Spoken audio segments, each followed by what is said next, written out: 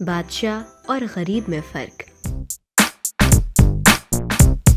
ایک بادشاہ خود تو رحم دل اور نیک مزاج تھا، مگر اس کا بیٹا اتنا بے رحم اور تلخ مزاج کہ جب دیکھو غصے میں تیوری چڑھائے ہوئے نوکروں کو ڈانٹتا ڈپٹتا مارتا پیٹتا ہی نظر آتا۔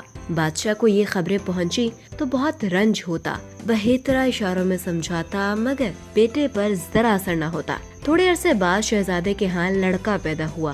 اتفاق دیکھیے اس کے خدمت گار کے گھر بھی عین اسی وقت لڑکا ہوا۔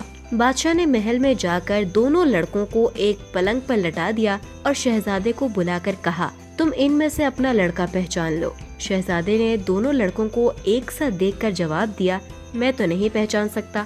باپ نے کہا، کیا غریب اور بادشاہ میں کوئی فرق نہیں؟ شہزادے نے کہا، مجھے تو کوئی فرق نظر نہیں آتا۔